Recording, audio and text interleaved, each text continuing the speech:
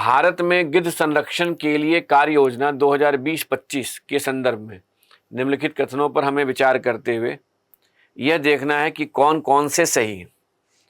अब ध्यान दीजिए, यह प्रश्न इसलिए इम्पॉर्टेंट हो जा रहा है क्योंकि गिद्ध के संरक्षण के लिए जो कार्य योजना है उसे 25 वर्षों के लिए यानी बढ़ा दिया गया है। इस कारण से हो सकता है इस प्रकार के क्वेश्चन आपसे पूछ दिए जाए, क्योंकि जियो बायो मैग्निफिकेशन के उदाहरण के रूप में इसे लिया जाता है। जो डाई क्लोफिनिक है, एस क्लोफिनिक है, क्रोटोप्रोफेन है, यह जो है इस प्रकार के केमिकल्स हैं जो केमिकल्स मवेशियों में जाने के बाद अगर उनके शरीर में जमा होता है तो उनके मरने के बाद जब ये गिद्ध उनका कंजम्पशन करते हैं तो इनके शरीर में पहुंचता है और वह आज वर्तमान समय में गिद्धों की संख्या में कमी आने का एक बहुत बड़ा कारण बना। इसीलिए गिद्ध के संरक्षण के लिए इस कार्य योजना को प्रारंभ किया गया और यह डिसाइड किया गया कि प्रत्येक राज्य के लिए कम से कम एक वल्चर सेल्फ जोन का प्रावधान होना चाहिए, यानी इसका प्रावधान किया गया।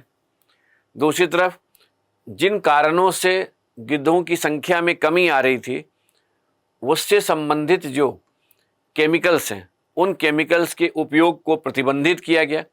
तो ये पहला भी सही है, दूसरा भी सही है।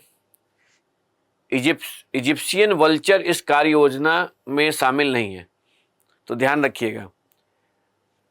गिद्ध के 9 प्रजातियों के संरक्षण को इस कार्य योजना में शामिल किया गया। उनमें से इजिप्शियन वल्चर भी एक प्रजाति है। इसलिए यह स्टेटमेंट उस समय करेक्ट होता जब यहाँ लिखा होता कि इजिप्शियन वल्चर को इस कार्य योजना में शामिल किया गया, जबकि यहाँ शामिल नहीं है। तो इसलिए स्टेटमेंट गलत है और इस आधार पर इस प्रश्न का सही जवाब होगा 1 और 2 दोनों सही, यानी ए करेक्ट आंसर है।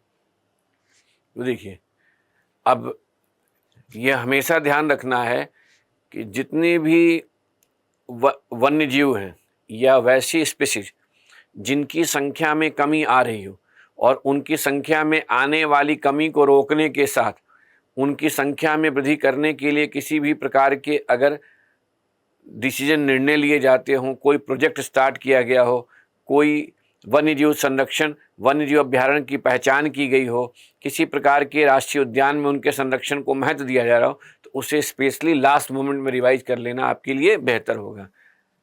ठीक है, अब ध्यान दीजिए, बायोस्फीयर रिजर्व के संदर्भ में, बायोस्फीयर रिजर्व के संदर्भ में कौन कौन सा स्टेटमेंट करेक्ट है वो आपको देखना है। तो पहला स्टेटमेंट है, इसमें वन्य जीव संरक्षण अधिनियम, इन्हें वन्य जीव संरक्षण अधिनियम 1972 के तहत केंद्र सरकार द्वारा घोषित किया गया है। तो ध्यान रखिएगा, यूनेस्को के द्वारा 1971 में man and biosphere programme start किया गया। Man and biosphere programme start किया गया जिसके तहत जीवमंडलीय आरक्षित क्षेत्र की पहचान की जाती है। और इसी मैन एंड बायोस्फीयर प्रोग्राम के तहत भारत में केंद्र सरकार के द्वारा बायोस्फीयर रिजर्व की पहचान की जाती है, उसको नोटिफाइड किया जाता है।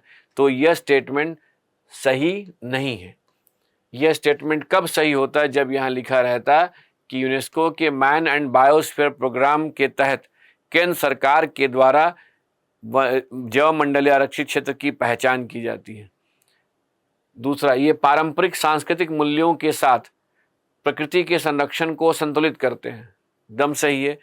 जब बायोस्फीयर जैवमंडलीय आरक्षित क्षेत्र की पहचान की जाती है तो उसका उद्देश्य केवल नेचर का कंजर्वेशन ही नहीं करना, बल्कि उस जैवमंडलीय आरक्षित क्षेत्र का सतत विकास को महत्व देना, यानी पर्यावरण के संरक्षण के साथ आर्थिक और सामाजिक विकास के बारे में भी सोचा जाता है। तो उसका जो कल्चरल इंपॉर्टेंस होता है उसको भी कैसे प्रोटेक्ट किया जाए, इसका भी विशेष महत्व रहता है। इसलिए स्टेटमेंट करेक्ट है।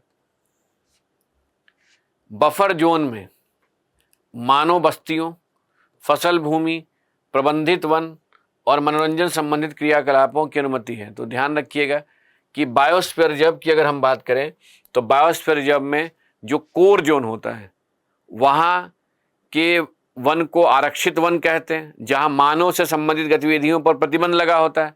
जो बफर जोन होता है वहाँ के वन को संरक्षित वन का दर्जा दिया जाता है, जहाँ प्रकृति के नियमों का पालन करते हुए संसाधनों के उपयोग की अनुमति होती है। इसलिए वहाँ पर बस्तियों को बनाने की अनुमति नहीं होती है। वहाँ पर फसल भूमि के लिए जो है उपयोग का प्रावधान वैसे नहीं होता है, यानी कहीं ना कहीं मैनेज्ड फॉरेस्ट नहीं होता है, बल्कि वहाँ पर क्या होता है, वहाँ पर प्रोटेक्टेड फॉरेस्ट होता है। इसलिए स्टेटमेंट क्या है, सही नहीं है। भारत में यूनेस्को के मैन एंड बायोस्फीयर प्रोग्राम के तहत 18 बायोस्फीयर रिजर्व को अंतर्राष्ट्रीय स्तर पर मान्यता प्राप्त है। तो यह ध्यान दीजिए, स्टेटमेंट इसलिए सही नहीं है क्योंकि यहाँ लिखा गया है 18 बायोस्फीयर रिजर्व। अगर यहाँ 11 बायोस्फीयर रिजर्व लिखा होता तो ये स्टेटमेंट सही हो जाता। तो कहेंगे कि ये बात तो सही है कि भारत में यूनेस्को के मैन एंड बायोस्फीयर प्रोग्राम के तहत बायोस्फीयर रिजर्व को अंतर्राष्ट्रीय स्तर पर मान्यता प्राप्त है, लेकिन 18 नहीं, उन 18 भारत के 18 बायोस्फीयर रिजर्व में सिर्फ 11 को मान्यता प्राप्त है। इसलिए ये भी स्टेटमेंट करेक्ट नहीं है। और हमें क्या खोजना है, कौन सा कथन सही है। तो सही कौन सा है, बी। ठीक है, और देखिए, हाँ ये डायग्राम दिया हुआ है, यह है कोर जोन जहाँ आरक्षित वन होते हैं, ये बफर जोन जहाँ प्रकृति के नियमों का पालन करते हुए वन संसाधन के उपयोग की अनुमति होती है। यहाँ चयनात्मक कटाई कर सकते हैं, यहाँ पशुपालन के कार्य को कर सकते हैं, या मत्स्य पालन कर सकते हैं, कौन, स्थानीय समुदाय। उसके बाद आउटर जोन होता है जहाँ सतत विकास की संकल्पना के आधार पर भूमि के उपयोग की अनुमति होती है। तो इस तरह से आप बायोस्फीयर रिजर्व को 3 जोन में बांटा जाता है।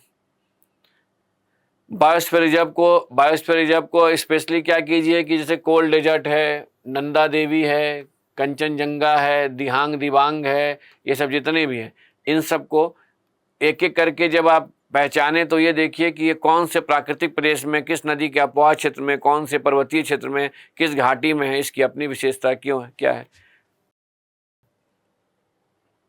अब देखिए 68 दिहिंग पटकई राष्ट्रीय उद्यान। दिहिंग पटकई राष्ट्रीय उद्यान असम में है, और यह इसलिए इम्पॉर्टेंट हो गया है क्योंकि असम राज्य में इसे 7वें राष्ट्रीय उद्यान के रूप में अधिसूचित किया गया। इसके पहले इस राष्ट्रीय उद्यान को लेकर बहुत डिस्कशन और डिबेट भी हो रहा था कि इस राष्ट्रीय उद्यान में जहां कोयला का भंडार था, कोयला का खनन किए जाने के कारण इसमें जैव विविधता का ह्रास हो रहा था। आज वहीं इस राष्ट्रीय उद्यान में जो है इस क्षेत्र को राष्ट्रीय उद्यान का दर्जा देकर इसे विशेष संरक्षण प्रदान किया जा रहा है। दिहिंग एक नदी का नाम है, और पटकई, वहाँ पटकई बुम पहाड़ का नाम सुने होंगे जो अरुणाचल प्रदेश और नागालैंड की सीमा पर इसका विस्तार, इसका संबंध असम से, क्योंकि वहीं से दिहिंग नदी निकलती है। कुनो पालपुर वन्यजीव अभ्यारण्य मध्य प्रदेश में, यह इसलिए न्यूज में है क्योंकि दक्षिण अफ्रीका से 8 चीतों को लाया गया है और इसी राष्ट्रीय उद्यान में इसी वन्यजीव अभ्यारण्य में जो है उसे लाकर विशेष संरक्षण प्रदान किया जा रहा है। तो ये भी करेक्ट है, ये भी करेक्ट है। पोबी तोरा वन्यजीव अभ्यारण्य, तो पोबी तोरा वन्यजीव अभ्यारण्य अरुणाचल प्रदेश में नहीं है बल्कि असम में है, असम में है। पोबी तोरा राष्ट्रीय उद्यान को वन्यजीव अभ्यारण्य को मिनी काजीरंगा भी कहा जाता है, क्योंकि काजीरंगा राष्ट्रीय उद्यान एक सींग वाले गेंडे के लिए विश्व स्तर पर फेमस है, प्रसिद्ध है। और काजीरंगा राष्ट्रीय उद्यान के बाद एक सींग वाले गेंडे की संख्या दूसरे नंबर पे जहां सबसे अधिक जनसंख्या है वो पोबी तोरा वन्यजीव अभ्यारण्य में। और अगर हम सघनता की बात करें तो पोबी तोरा वन्यजीव अभ्यारण्य में एक सींग के गेंडे की सघनता, डेंसिटी, काजीरंगा राष्ट्रीय उद्यान से भी अधिक है। तो संख्या के आधार पर ये दूसरे नंबर पर है और सघनता के आधार पर ये पहले नंबर पर है। असम में ही ऐसे मिनी काजीरंगा भी कहते हैं, ये भी सही है। सॉरी, यहाँ ये किस लिए गलत है, क्योंकि यहाँ क्या लिखा हुआ है, अरुणाचल प्रदेश, जबकि है असम में। करलापट वन्यजीव अभ्यारण्य ओडिशा में है। यह इसलिए न्यूज में आया क्योंकि ब्लड से संबंधित जो घाव हो जाते हैं उस यानी रक्तस्राव सेप्टिसिस के कारण जो है यहाँ कई हाथियों की मृत्यु होने लगी। तो जब उनके कारण ये एलिफेंट यानी हाथियों के से संबंधित जो है एक वन्यजीव अभ्यारण्य है जिसकी संख्या यहाँ ज़्यादा है, इसलिए न्यूज़ में आया उड़ीसा में, ये करेक्ट है। तो 1, 2 और 4, तो सही जवाब हुआ 1, 2 और 4। आप देखिए, खुद ही सोचिए कि ऐसे ही वन्यजीव अभ्यारण्य का राष्ट्रीय उद्यान को तैयार करते चलना है जिस कारण से वो न्यूज़ में आ जाए। पहले समझिए उसका इंपॉर्टेंस है, तो उसे मैप में हाईलाइट कर लीजिए कि अगर काजीरंगा राष्ट्रीय उद्यान है और पवितरा राष्ट्रीय उद्यान है, दोनों असम में है, दोनों का क्यों इंपॉर्टेंस है, इसको मिनी काजीरंगा क्यों कहते हैं, ये ऐसे मैप में हाईलाइट करके देखिए।